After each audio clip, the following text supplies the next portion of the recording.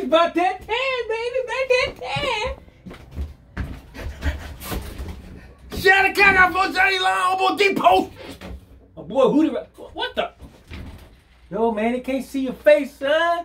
Can't see your face, son. They can see the bass, though. That's a Ken Smith, bruh. That's a BT Custom hooter holder right there. 80s BT Custom Ken Smith 5. He's the boy. All right, today we're going to talk about, I had a customer that bring his basses in to get them studio ready. All right, so to get it studio ready, it's a lot involved. When you bring it to me to get a studio ready, these are the things I do. Whether you want it done or not, it's going to get it done. All right, so first thing I do is take your old strings. Well, I check your intonation on your bass. That's the first thing I do. See how high you got them when you bring your bass in. So I have to sit back and look and go like, okay, so he plays his bass that high. I don't. Okay. I mean, this bass is already set up, so it's not that high. It's really almost on the neck. So I check your leveling on your bass. All right. I look at it. I look at the condition of the bass. I look on the outside. These are some of the things I do. The first thing I do is I go to your control knob and I shake them. If they move, they got to be tight. Second thing I do after I do that is take your strings off, because I already see where your height is, and I may drop it out a little bit more, lower. It depends if you detune. If you naturally tune an E concert, I'll pretty much put it kind of low if I can. If the neck will take it, I'm going to put it low. Next thing I do, all right, is if your bass is pretty clean, which I'm going to do it anyway, I'm going to pretty much take your bass apart and clean it. What I normally use is so either glass cleaner, and I'll take some antibacterial stuff and drop a couple of drops in there in the glass cleaner. All right, I don't want to dilute it because it becomes a film. So I drop a couple of drops in the glass cleaner, and then I start cleaning your bass. Because basically, during this pandemic, your bass has to be clean. I'm always doing this too. In case you haven't noticed, I'm always doing this. All right. You didn't, you didn't bring no germs here. I don't want you taking them back, and I don't want them to come in. Right? Look, simple as that. All right, so, and I always keep this around, and I will spray your bass when it first comes in with this. All right, because I know it's gonna get buffed and clean anyway. So now, to get your bass ready for recording wise, is a lot of things to do. First of all, after I take the strings off, I have to clean the whole complete bass. I have to check I'll take the plate off. Take that plate off. If it's a jazz, I'll take the plate off and I look inside your bass. And I see, and I go through all your wires. And I take it, and I take a little small screwdriver, and I would touch all your wires to see if anybody is moving. If anybody moving, it has to be soldered. All right? If nobody's moving, we're good to go. I look inside, everything good to go. Check your battery while it's here. Look, check your battery and oil. Look, battery oil. Yeah, check your battery oil. All right, and then the next thing I do is go to your neck. I go and check your neck. And I take my leveler and I go all the way up your neck. And I want to make sure every fret is leveled. All right? If they're not level, I have to level them down. I actually have to shape them up and then take some steel wool and clean them. Next thing I do is I have to scrape all the blood and dirt and everything else that don't supposed to be there off your fretboard. If it's a rosewood or a parfait, has to come off. That is nasty. And if you guys look at a lot of my Hobo Depot custom shop pictures, you see how I scrape them off with some of these razors. Some of the stuff that comes out there is not pretty. Okay. Next thing I do is, once I get all that cleaned off, and I go to the tuners and do the tuners with the Windex and stuff and making sure all that, because you don't want to completely take it apart. You just want it clean. All right, and if you want to take it apart, that's a complete restro, you know, and I can do that. But normally, just to get it set up for a recording, I have to go through all this. Now, I go to my bridge. I take my drill with my Phillips screwdriver, and I back off all the bolts. Once I back them off, I bite down on them again. Make sure they're tight. Same thing for the control plate. Same thing for the pick guard. You don't want to lose pick guard either. And while I got the strings off, I check the pickup level. Make sure the rear pickup is just a slight higher than the front pickup, because the rear pickup is a little bit weaker because of the position. The front pickup is always strong, and I'll try to keep it down to pretty low. Then I go back to the back. All right, if you got a battery, I have to take that out and then change that. Next thing I do is I go back to your plate. I take your plate, back it off, all the bolts, back it off, and then bite back down. Make sure that neck is nice and firm and tight. And a lot of times, you know, if you put your hand back here, it'll draw blood. And that's what you don't want to do.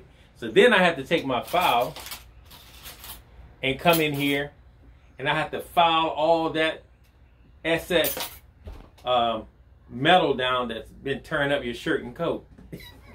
Look, that you can't figure out why your coat got big snags in it. Same thing for your back of your neck. Polish it and everything. Make sure it's good. Clean it. Go back to the back of my tuners and back off all the tuning screws, and then bite back down on them again. Without the strings on them now. That's what you got to do. All right. Now, we done got through the main part. Now, a lot of times, you can't see it right there, I'll take a piece of tape and I'll run it, before I run the strings through, I'll put a piece of tape right on the bottom of your bridge. Right here. So when I run the strings through it, to run it through the body, run it to the tuning keys, it won't scratch up your bass down here. Whew, that's such a good stuff to learn. And basically, y'all, once it gets set up, I set the intonation to make sure it's tuned openly. Woo, listen to that. That bass sounds good. It ain't even plugged up. Make sure it's tuned openly, and then tune it on the 12th fret. The 12th fret and open should be the same note. That line should be green all the way up. Every note.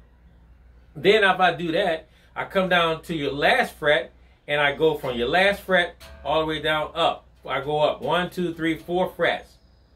All right.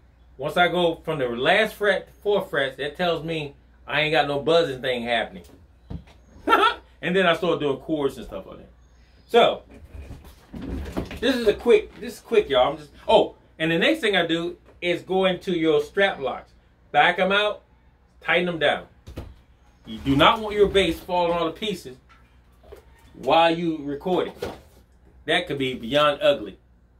All right, so I'm coming through my SWR LA12. That joint ain't got no hone in it. Look, it ain't got no hone in it. All right, so let's start a rear pickup first. Y'all notice this is an old, look at my old logo. This is a hobo bass. It's one of my first ones, man. I gave it to one of my proteges. And he had it that long. It's been like 10, 12 years, I guess.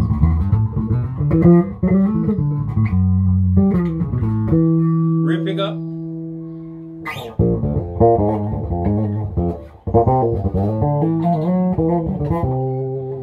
Nice.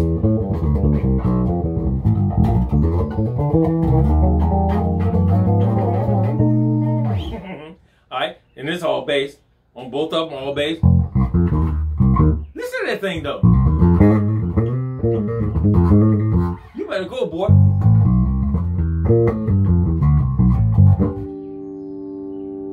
Yeah. Alright, so then, I check my treble. Treble. I check my treble bass.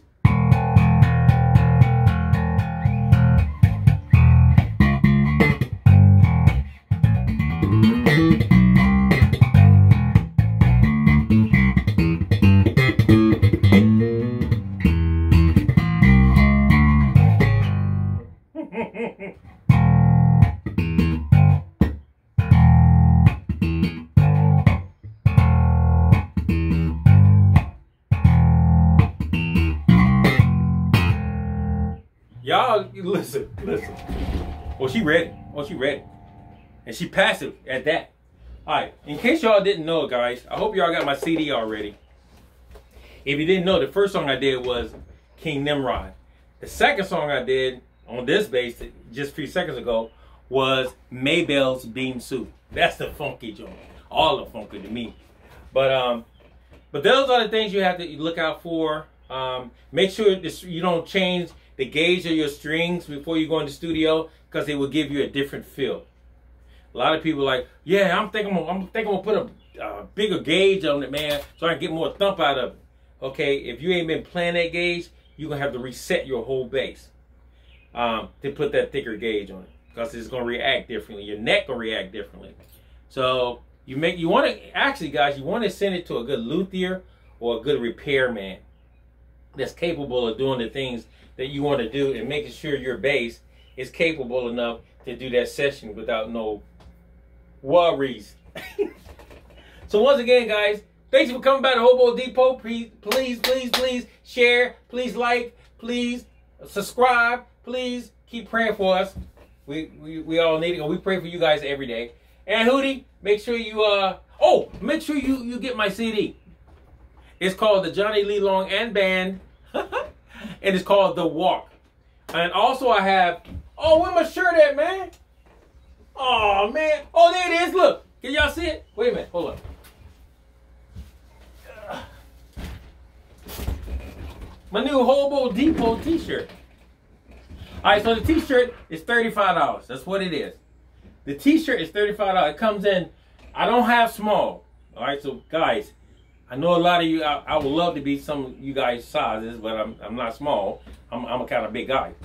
All right, so they come in medium, large, extra large, 2X, 3X, 5X. I ain't got 6 yet.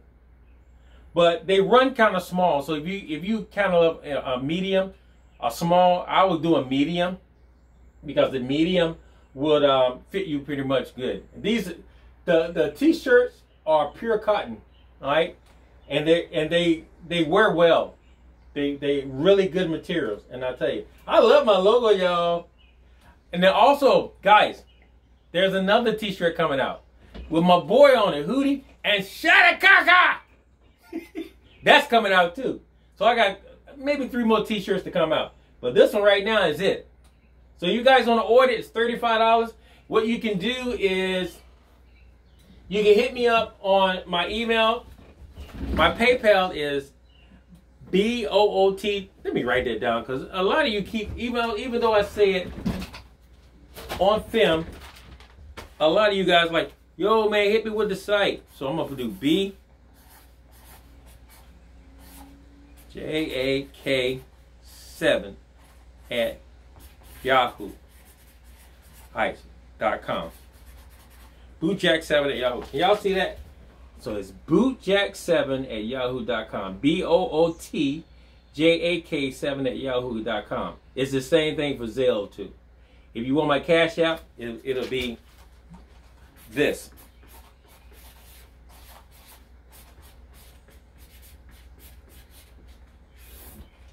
See, the bottom is my Cash App.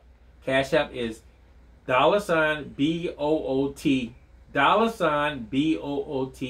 $BOOT.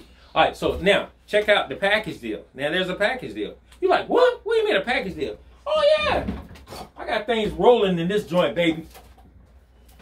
You can get a hard copy of the Johnny Lee Long Band and Band, The Walk, and you can get a t-shirt shipped to your door in the US of A for $70. Both of them for $70 shipped to your door. Man, you can't beat that. So I'm just telling y'all, this CD is smoking, son. Thank you, Lord. All right, so once again, guys, thanks for checking out my Hobo Depot. Definitely come back by again. Tell other folks about the Hobo Depot and my YouTube. Shadakaka! Peace out. Hootie, what are you doing, man? What are you doing, man?